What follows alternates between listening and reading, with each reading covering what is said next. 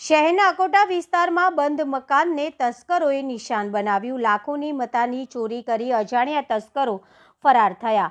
અજાણ્યા તસ્કરોની પોલીસે શોધખોળ હાથ ધરી છે। વડોદરા શહેરના અકોટા વિસ્તારમાં આવેલી ધનંજય સોસાયટીમાં રહેતા રૂપેશ ચૌહાણ તેમના પરિવાર સાથે દિવાળીના વેકેશનમાં બહાર ગયા હતા। અકોટામાં મારું બંગલો આવેલો છે, road touch Dhananjay society A81 નંબરનો બંગલો છે।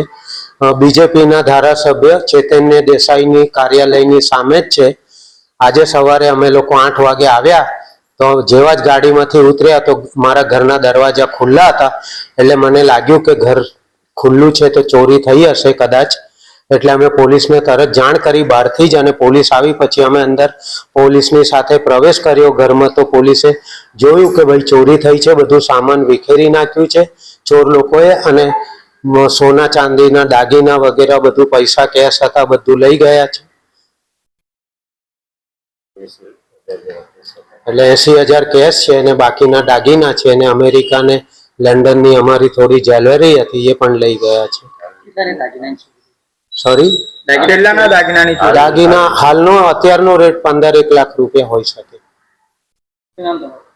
મારું રૂપેશ ચૌહાણ નામ છે।